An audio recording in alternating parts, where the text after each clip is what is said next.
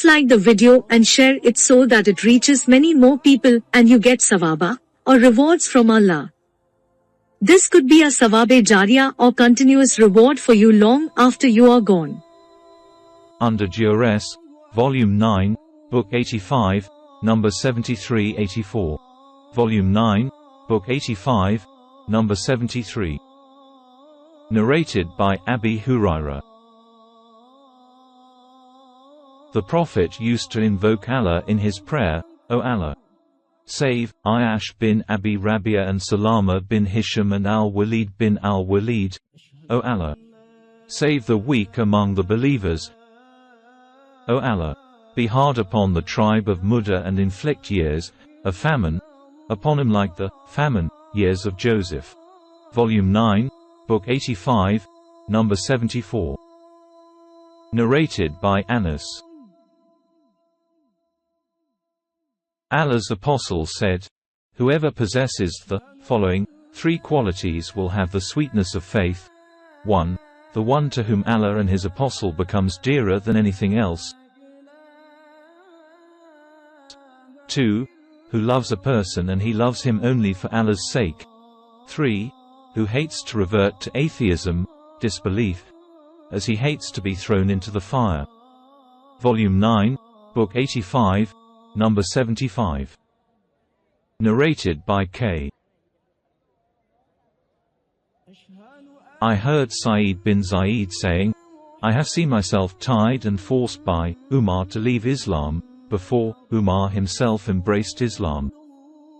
And if the mountain of Uhud were to collapse for the evil which you people had done to Uthman, then Uhud would have the right to do so. See Hadith number 202, Volume 5. Volume 9, Book 85, Number 76. Narrated by Kabab bin al-Art. We complained to Allah's apostle about our state, while he was leaning against his sheet cloak in the shade of the Kaaba.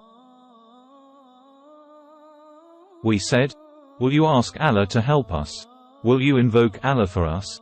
He said, among those who were before you a believer used to be seized and a pit used to be dug for him and then he used to be placed in it. Then a saw used to be brought and put on his head which would be split into two halves. His flesh might be combed with iron combs and removed from his bones, yet, all that did not cause him to revert from his religion.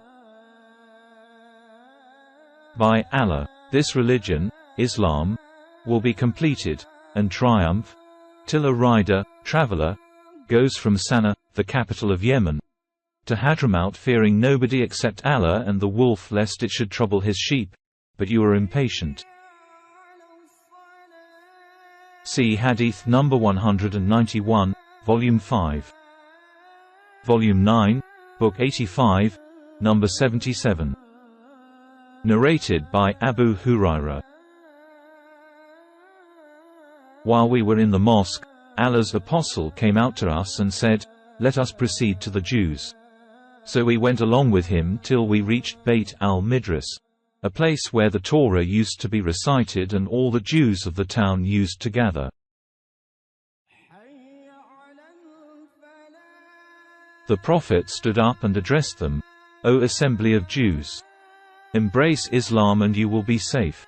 The Jews replied, O Aba el-Qasim! You have conveyed Allah's message to us. The Prophet said, that is what I want from you. He repeated his first statement for the second time. And they said, you have conveyed Allah's message, O Aba el-Qasim. Then he said it for the third time and added, you should know that the earth belongs to Allah and his apostle, and I want to exile you fro this land, so whoever among you owns some property, can sell it. Otherwise you should know that the earth belongs to Allah and his apostle. See Hadith number 392, Volume 4. Volume 9, Book 85, Number 78. Narrated by Kansa bint Kidam al-Ansariya. That her father gave her in marriage when she was a matron and she disliked that marriage. So she came and complained to the prophets, and he declared that marriage invalid. See Hadith number 69, Volume 7. Volume 9, Book 85, number 79. Narrated by Aisha. I asked the Prophet, O Allah's Apostle, should the women be asked for their consent to their marriage? He said, yes. I said, a virgin, if asked, feels shy and keeps quiet. He said, her silence means her consent. Volume 9, Book 85, number 80. Narrated by Jabir. A man from the Ansar made his slave, al-Mudabba. And apart from that slave he did not have any other property. This news reached Allah's Apostle, and he said, who will buy that slave from me? So Nu'aym bin an-Na'im bought him for 800 dirham. Jabir added, it was a Coptic, Egyptian, slave who died that year. Volume 9, Book 85, number 81. Narrated by Ibn Abbas. Regarding the Quranic verse, O you who believe, you are forbidden to inherit women against their will.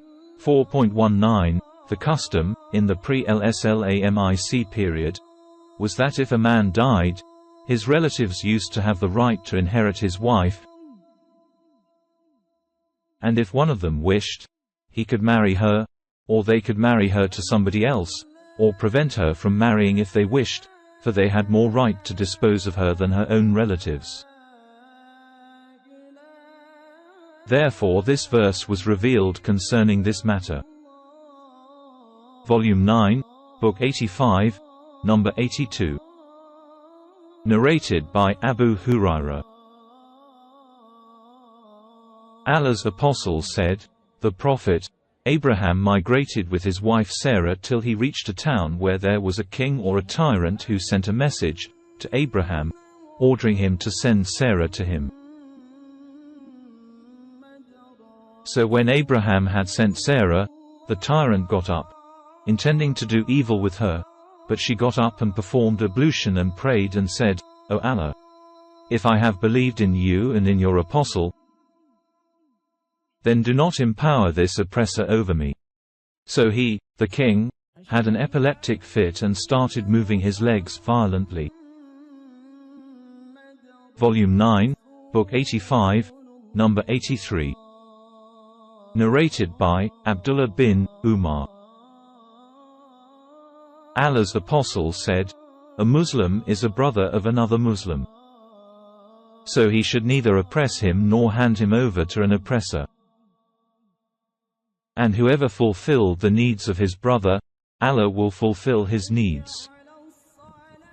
Volume 9, Book 85, number 84. Narrated by Anas. Allah's Apostle said, help your brother whether he is an oppressor or an oppressed. A man said, O Allah's Apostle, I will help him if he is oppressed, but if he is an oppressor, how shall I help him? The Prophet said, by preventing him from oppressing others, for that is how to help him.